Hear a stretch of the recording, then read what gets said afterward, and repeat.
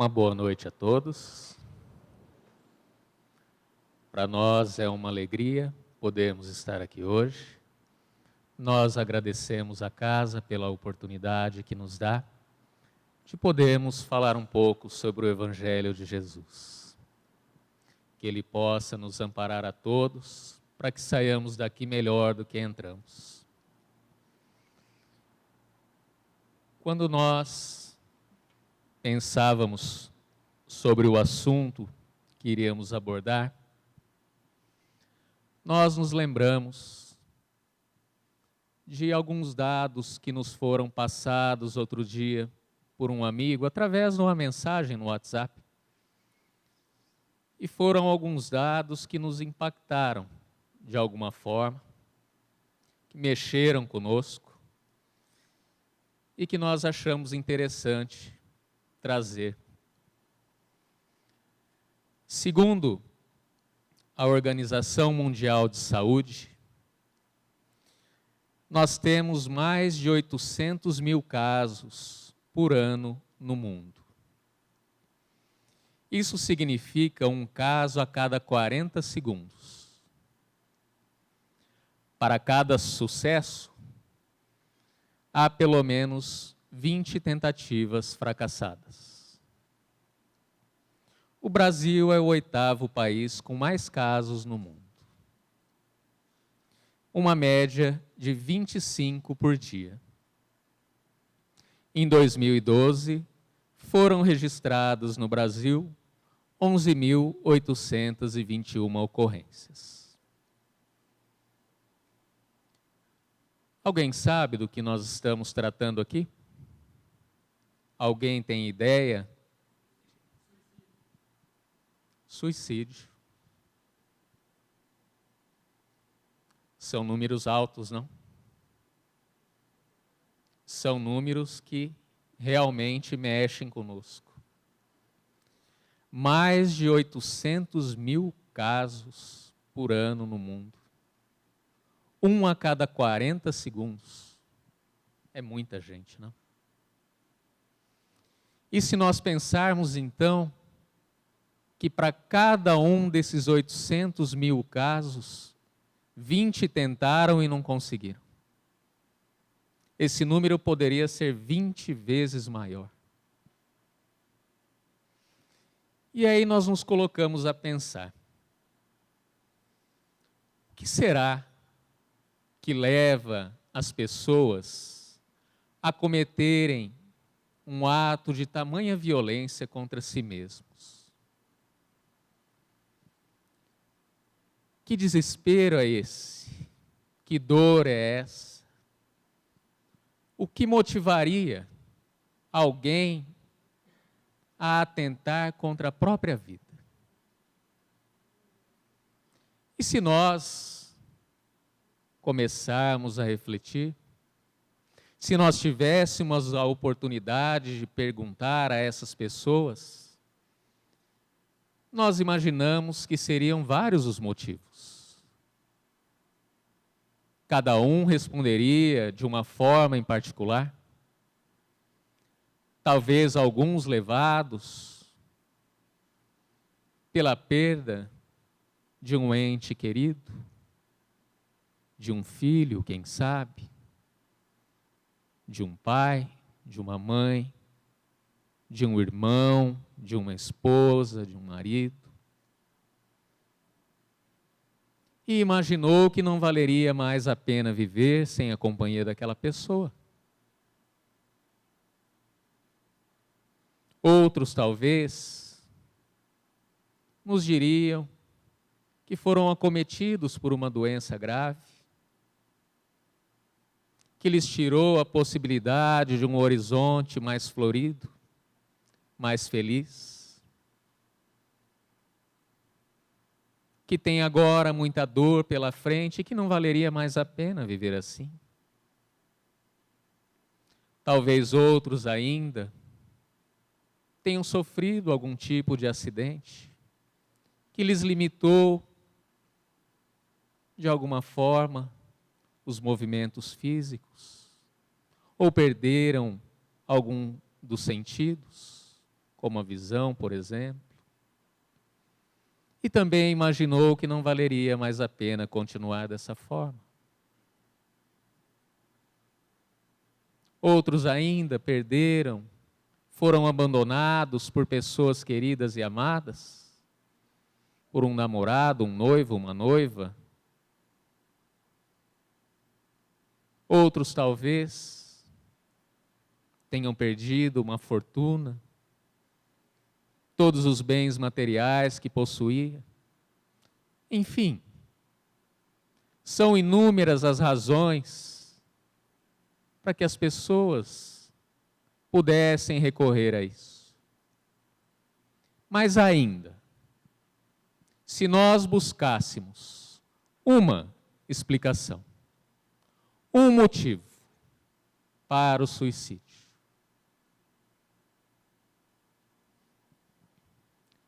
Allan Kardec, quando trata do assunto, no Evangelho segundo o Espiritismo, no capítulo 5, onde ele discorre sobre a loucura e o suicídio, ele afirma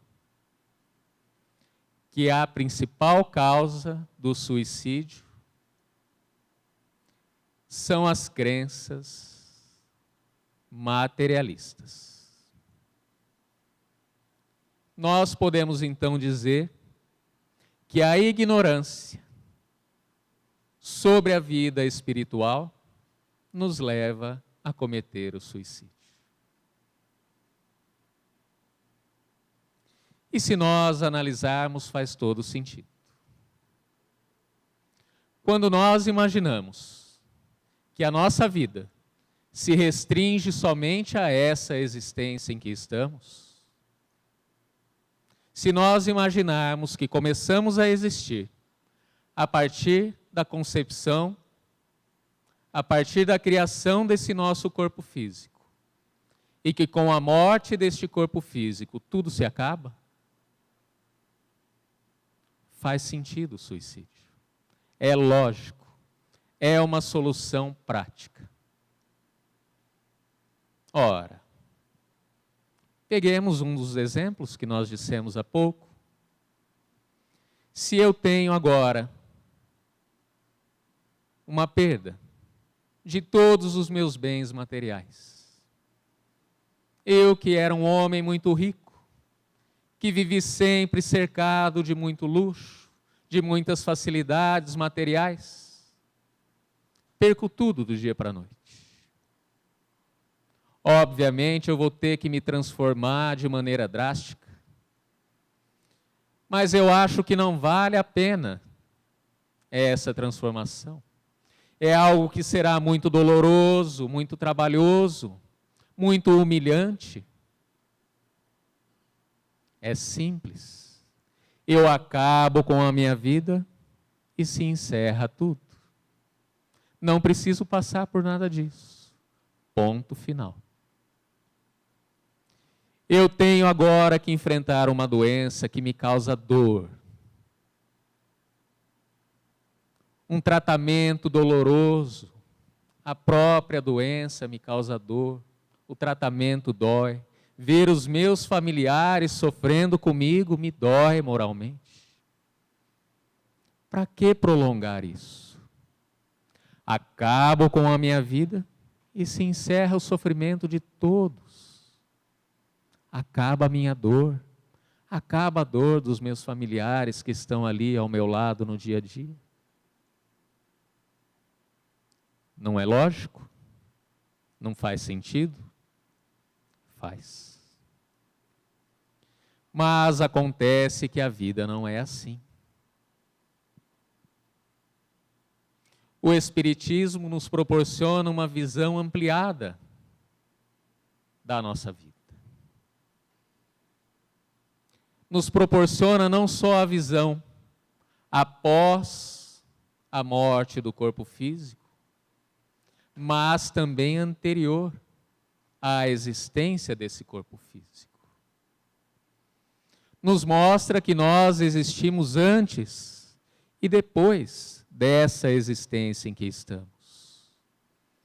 E dessa maneira nos amplia a visão nos permitindo uma compreensão maior de tudo aquilo que está nos acontecendo hoje. E aí nós conseguimos enxergar a bondade e a justiça divina nas nossas vidas. Porque senão fica incompleto. Se nós imaginamos que começamos a existir a partir da criação do nosso corpo físico, muitas coisas ficam sem explicação. Por que é que existem crianças que já nascem doentes, enquanto outras nascem sadias? Por que existem pessoas que são abandonadas logo ao nascer pelos pais, e outras crianças têm a oportunidade de crescer cercada de amores e carinhos?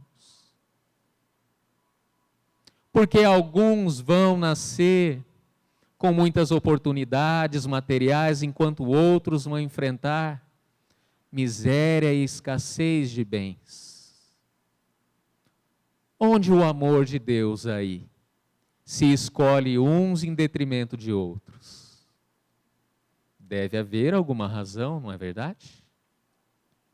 Quando nós então recuamos, nós encontramos essas explicações. Quando nós buscamos na lei de causa e efeito, nós temos as explicações. Se a explicação não está nessa existência, certamente ela está em outra. Está no passado. Se eu não fiz nada agora para merecer as provações em que eu estou passando, no passado certamente eu fiz. Quando nós encarnamos aqui, quando nós recebemos um corpo físico que nos possibilita uma nova oportunidade de crescermos, de evoluirmos, de nos melhorarmos, nós trazemos conosco uma mochilinha. Nós trazemos uma bagagem. Dentro dessa mochilinha, dentro dessa bagagem, nós temos um passado. Que graças à bondade divina, nós nos esquecemos momentaneamente. Porque se a lei é de evolução, obviamente, nós fomos piores no passado do que nós somos hoje.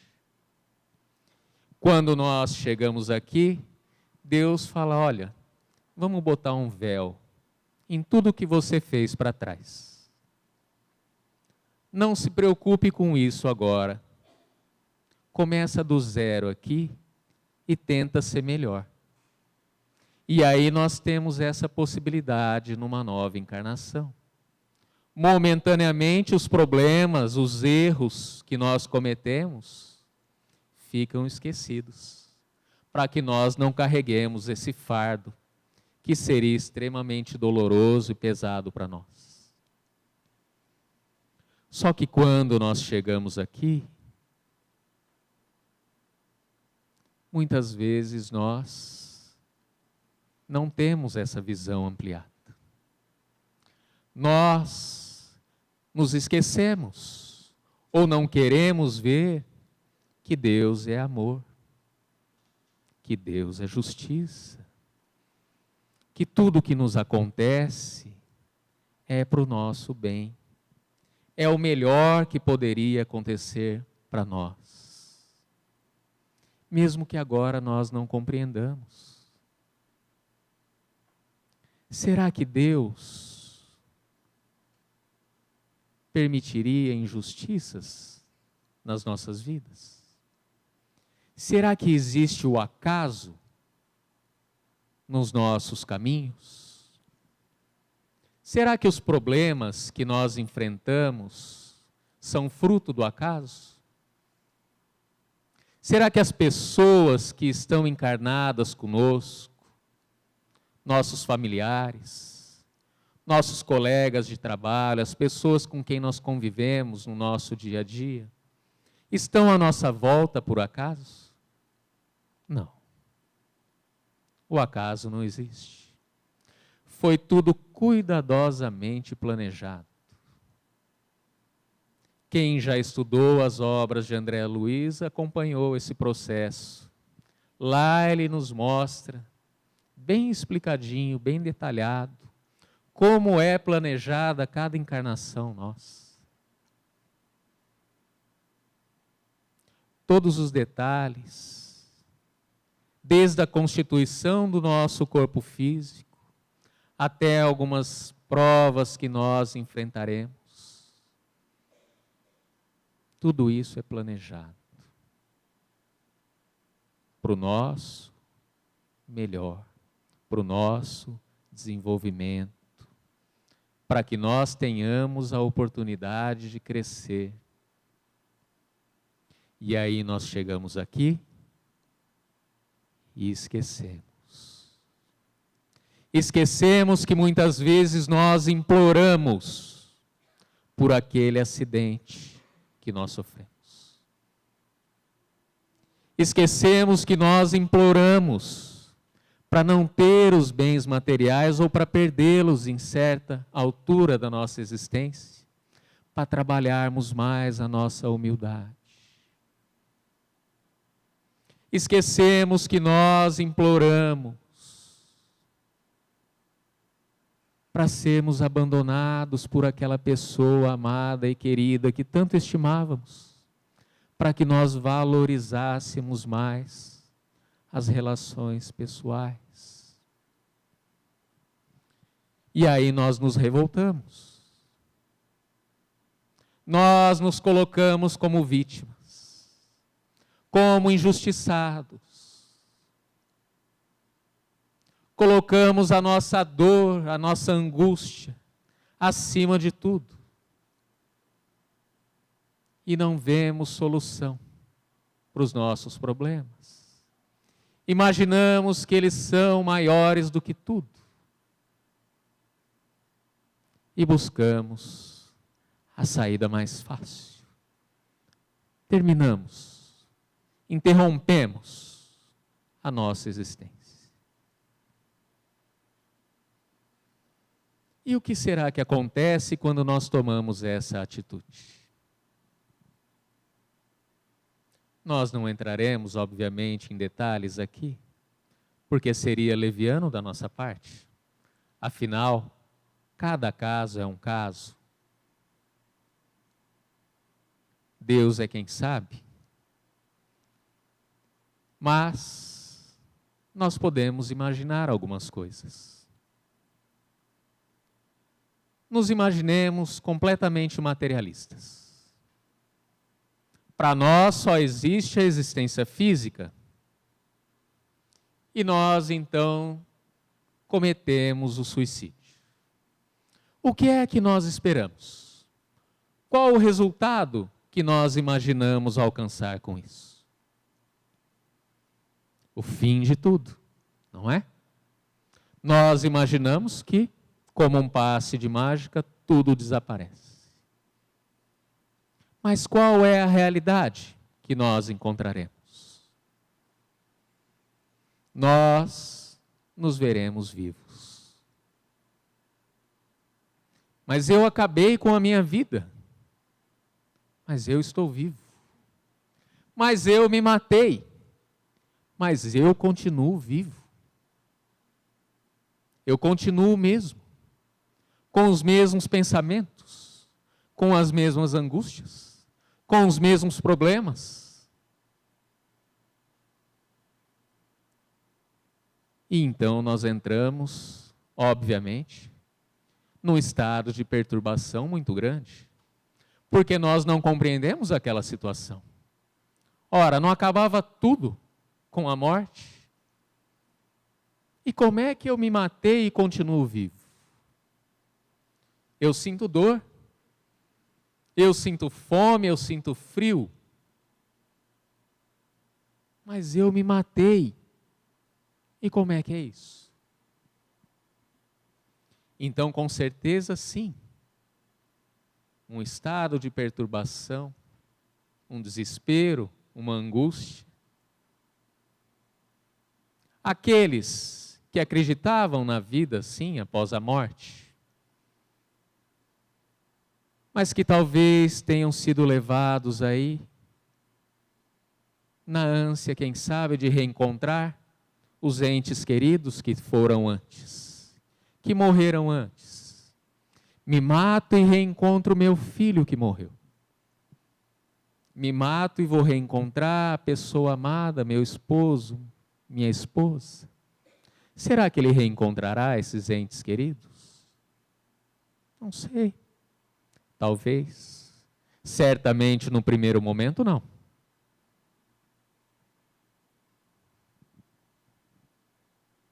E outra coisa nós temos certeza.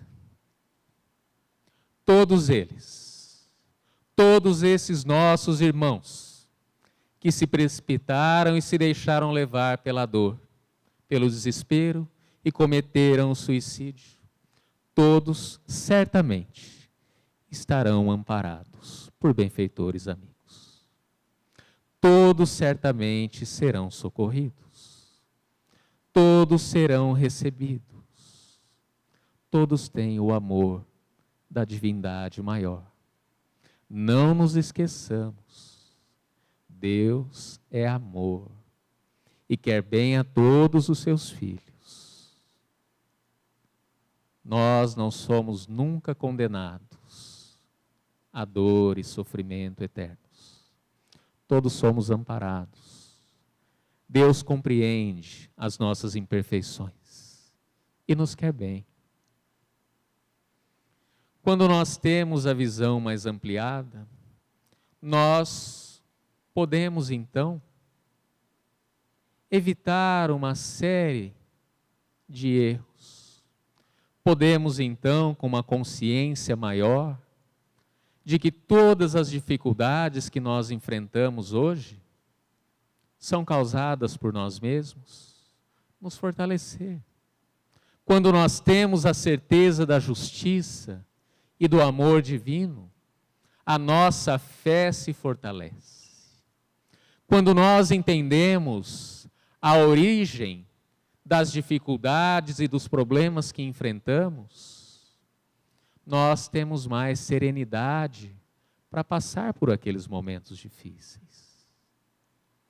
Nós, apesar, é claro, de não extinguirmos o sofrimento, pelo menos conseguimos, temos a possibilidade de nos resignarmos mais. Nós conseguimos enxergar um futuro melhor adiante.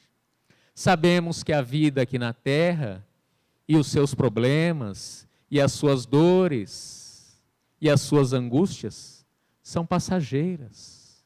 Perante todo o futuro que nós temos, são pequenas pedras no nosso caminho. E isso nos dá mais paciência, mais tranquilidade. Amplia, portanto, a nossa chance de sucesso aqui, de aproveitamento dessa oportunidade que temos. Mas nos enganamos se pensamos que somente aqueles que não conhecem a vida espiritual são vítimas do suicídio. Nós, na nossa casa, temos a oportunidade de participar, às sextas-feiras, de uma reunião mediúnica. E toda última sexta-feira do mês, nós dedicamos essas reuniões aos suicidas, aos irmãos que se suicidaram.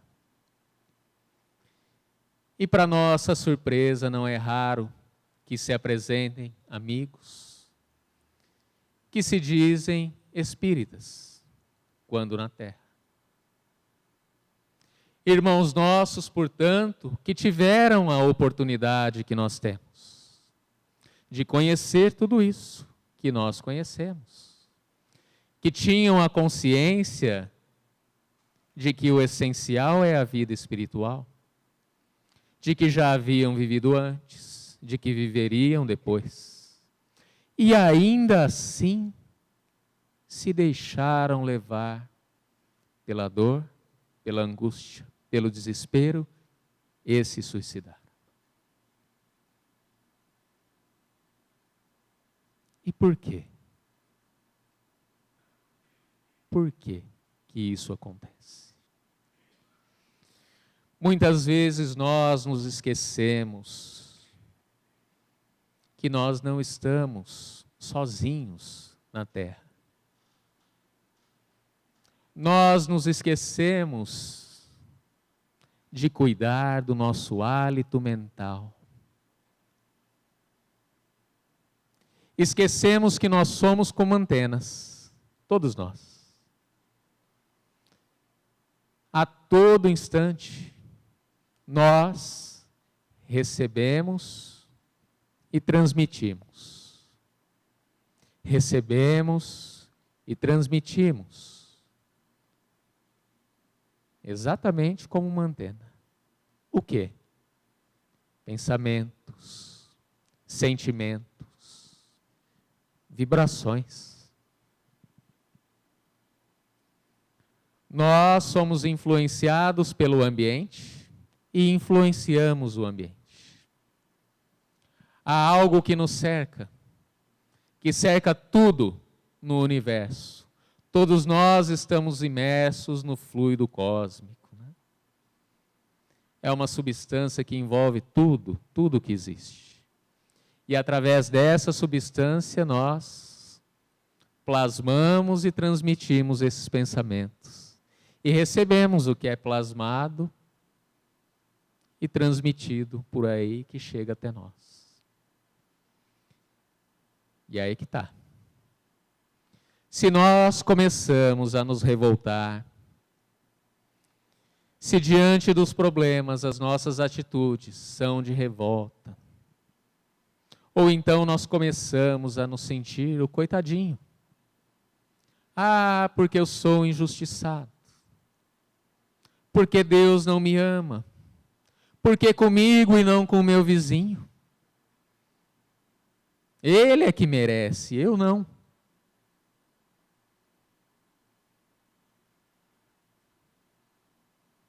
Quando nós começamos a pensar dessa forma, a nossa sintonia começa a atrair para perto de nós amigos que pensam dessa forma. Sentimentos, pensamentos como o nosso. Ah, você é mesmo coitadinho. Deus esqueceu de você. Essa dor é muito grande para você carregar, você não consegue. Acaba logo com tudo isso. Pessoas encarnadas e desencarnadas. E aí nós começamos a sofrer toda essa carga, toda essa pressão em nós. E aí essa panela de pressão vai se ampliando. E a carga vai sendo maior. E se nós não viramos a chave, nós começamos a entrar em depressão. E daí uma depressão mais profunda, até que chega um ponto que a gente não suporta mais. Portanto, orai e vigiai. Nos fortaleçamos. Começou a pensar uma bobaginha. Não, não é nada disso.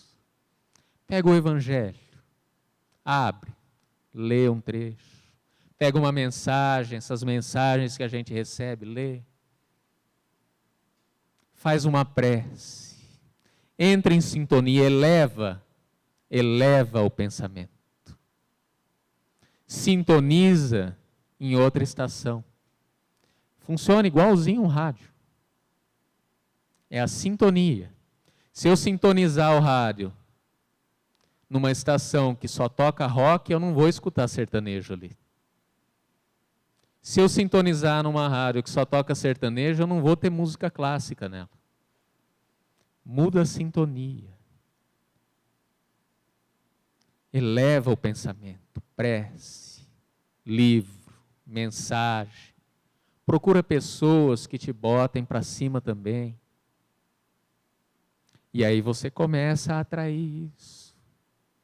E você ganha força. Você vê que você não é o coitadinho, que tem gente que sofre muito mais do que você.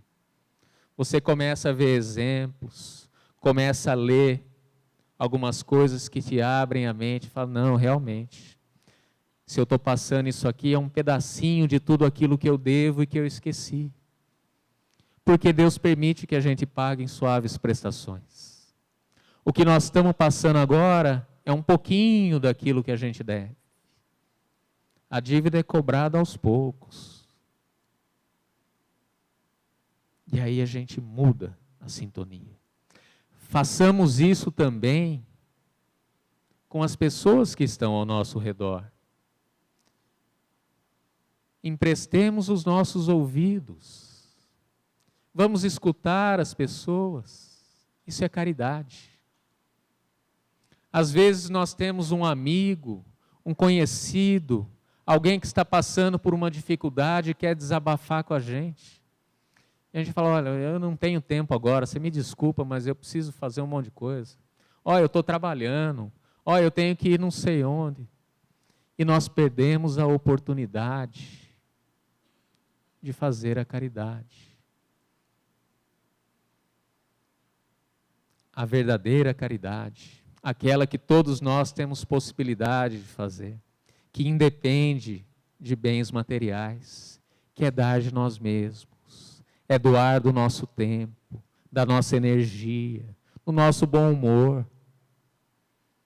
Dá um abraço na pessoa, fala umas palavras de carinho, tenta mostrar um outro lado da situação, põe para cima, faz prece.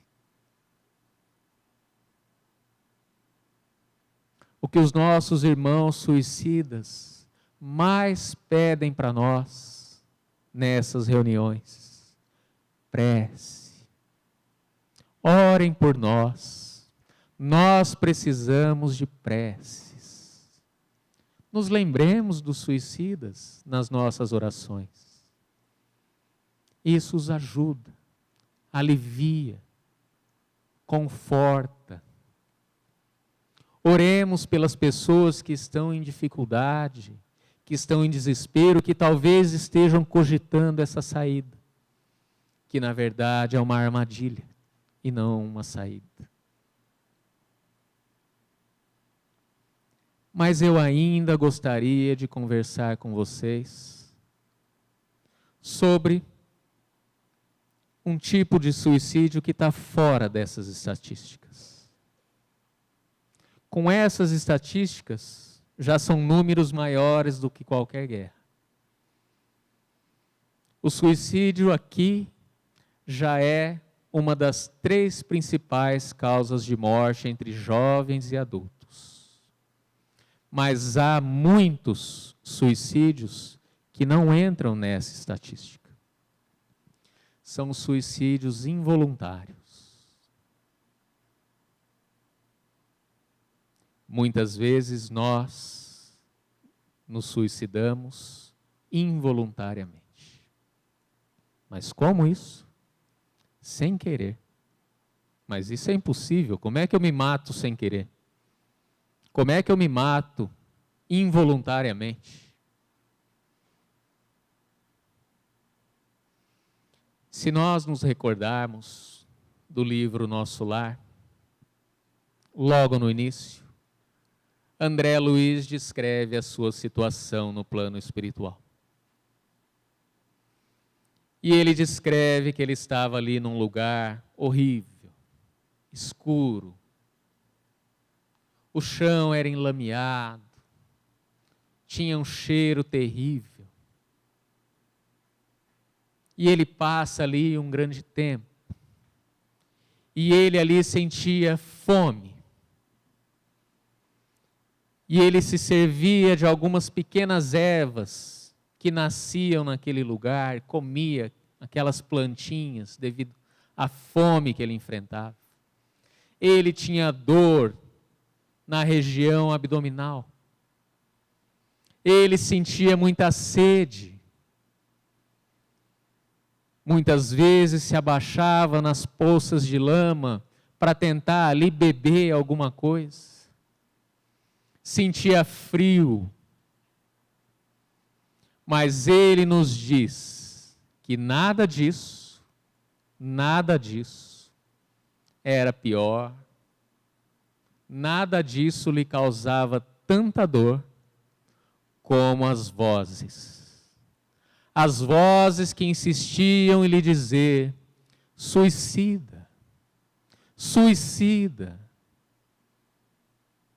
E ele se revoltava porque ele não era um suicida. Aquilo lhe calava fundo, lhe doía, lhe revoltava porque ele não havia se suicidado. Como ele desencarnara contra a própria vontade? Ele fora acometido de terrível doença, ficara hospitalizado, internado, os familiares sofrendo ao seu lado, a esposa, os filhos, vendo sangrar até a morte. E ele não queria abandonar a esposa, ele não queria deixar os filhos. Como assim, suicida? Mais adiante, ele então descobre a causa de tudo aquilo. Ele é então explicado que ele havia causado a própria morte, sim. Porque aquela doença na parte estomacal, intestinal, fora causada pelos seus excessos. Seus excessos nas comidas, seus excessos na bebida, seus excessos no fumo, nas noites mal dormidas. Aquilo havia causado a doença. E ele desencarnara por conta desses excessos. Suicida, sim.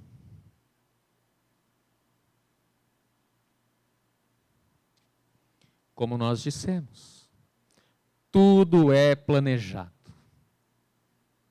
Inclusive o tempo em que nós passaremos aqui na Terra. O início e o final da nossa existência aqui. Quantos anos o nosso corpo deve durar para que nós cumpramos os nossos objetivos? Se nós abreviamos esse tempo, não cuidando da ferramenta que nos foi dada, responsabilidade nossa.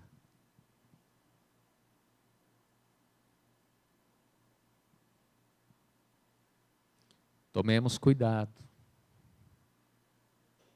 Excesso de comidas gordurosas, excesso de açúcar, excesso de condimentos, excesso de quantidade, de comida,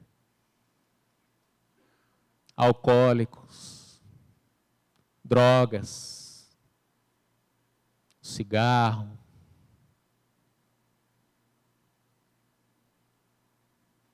poucas horas de sono, estresse, nervosismo, irritabilidade, mágoa, ódio, tudo isso abrevia a nossa vida. Quantos infartos, quantos AVCs não foram causados pelo nosso temperamento? Ou pela falta de nós nos temperarmos mais nas nossas emoções. aquelas crises de nervosismo que nós temos por motivos banais, por bobeiras.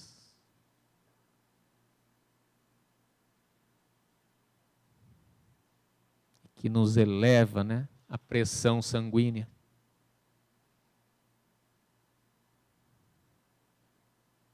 É comprovado cientificamente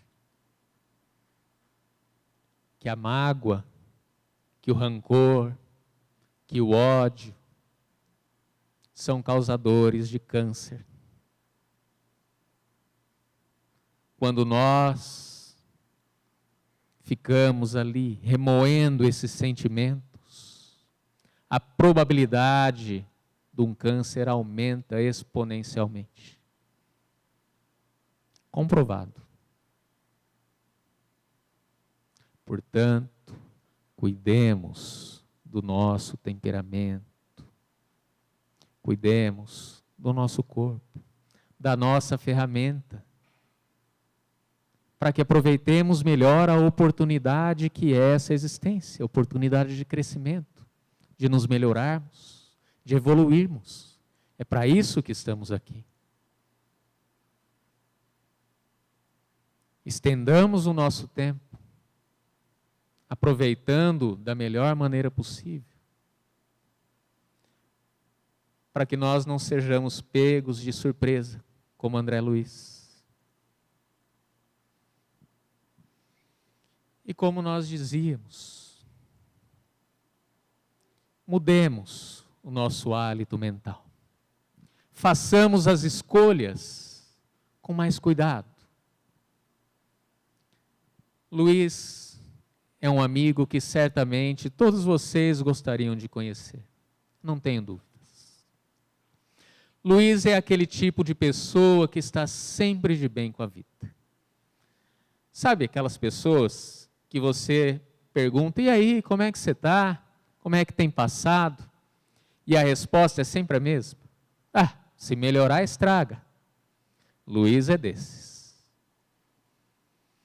E Luiz é um gerente de um restaurante, mas um gerente especial. Daqueles que, se ele resolver mudar de emprego, a equipe toda quer ir junto com ele. Porque além de ser essa pessoa alto astral, que está sempre alegre, sempre de bem, ele também faz isso com seus colaboradores. Sempre que ele percebe que alguém ali da sua equipe está meio cabisbaixo, está um pouco irritado, ele já chega logo e pergunta, e aí, o que está acontecendo? E mostra um outro lado para a pessoa. Fala, olha, não é bem assim do jeito que você está vendo, será que você já viu por aqui? Será que isso não é uma chance que você tem? E a pessoa logo sai daquele estado que ela estava e já se sente melhor e barco para frente. Vamos tocar a vida. Só que esse jeito do Luiz nos intriga demais.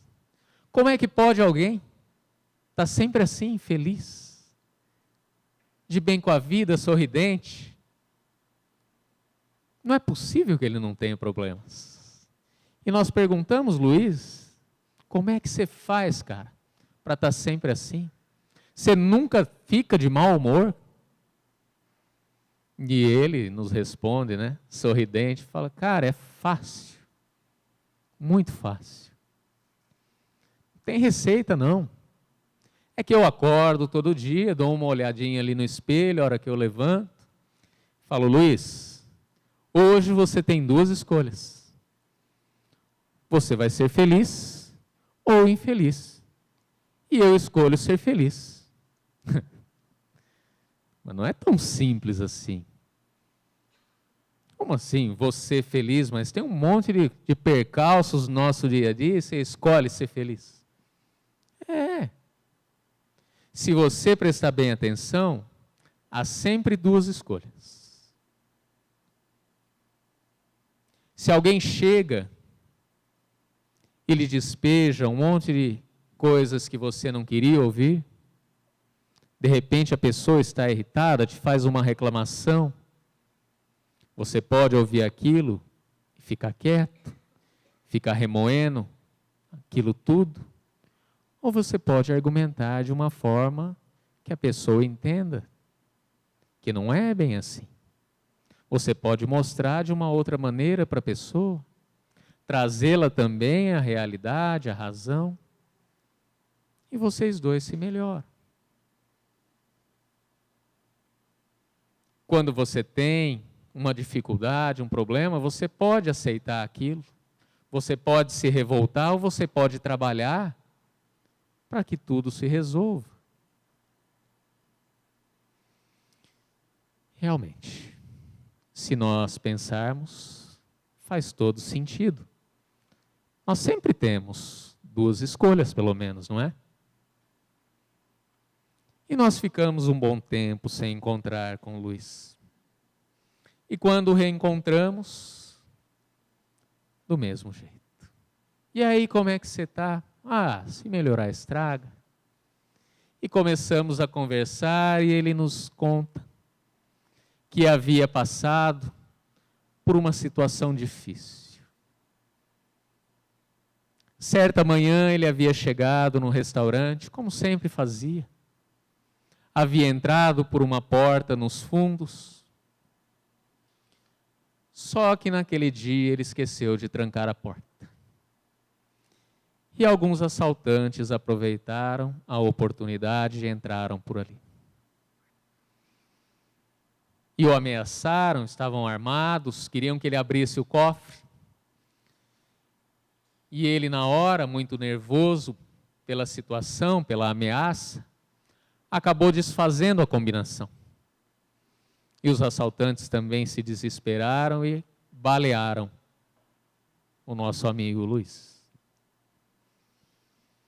E eu disse, nossa, mas na hora, o que aconteceu? O que você pensou? Você ficou com muito medo? Ele falou, olha, na hora, a primeira coisa que me veio à mente é que eu devia ter trancado a porta dos fundos. Mas graças a Deus, acho que as pessoas que estavam em volta ouviram o barulho e os paramédicos chegaram muito rápido. E foram muito atenciosos. Me diziam o tempo todo que tudo ia dar certo, que eu ia sobreviver. E aquilo me tranquilizou. Mas aí nós fomos para o hospital.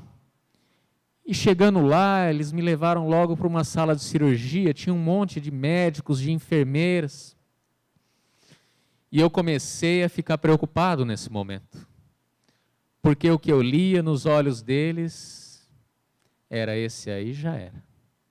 Esse não tem mais jeito. Esse já foi. E ali eu resolvi que eu tinha que fazer uma escolha. E eu escolhi que eu ia viver.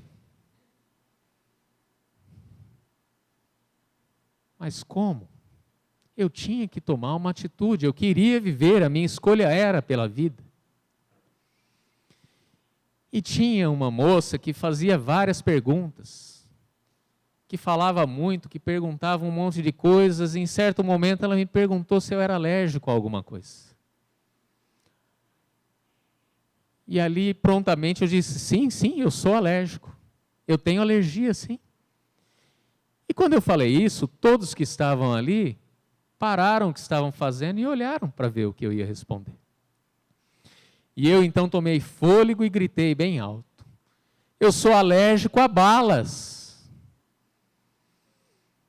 E aí então, as pessoas riram, se descontraíram por um momento, e eu disse, olha, a minha escolha é viver. Eu gostaria que vocês me operassem como um ser vivo. E os médicos então fizeram a cirurgia. Depois de muitas horas na mesa de operação, bons dias na UTI, Luiz sobreviveu. Claro que pela técnica e a perícia dos médicos, sim. mas muito também pela atitude que teve. Façamos como Luís na nossa vida. Nos lembremos que temos sempre, pelo menos, 2 escolhas. E vamos escolher sempre a melhor, a que nos traga resultados mais agradáveis. Como ele se lembrou na hora, deveria ter fechado a porta dos fundos. Nos lembremos sempre também de fechar a nossa porta dos fundos. Não vamos dar oportunidade para que o nosso orgulho, para que o nosso egoísmo, para que a nossa ignorância tome conta das nossas atitudes, das nossas ações, das nossas escolhas. Fechemos essa porta, para que o amor, a compreensão, a fraternidade, a alegria de viver esteja assim sempre presente em tudo o que nós fizermos. Nos lembremos, Deus é um Pai de amor e a vida é uma oportunidade de crescimento. Que Jesus nos abençoe a todos.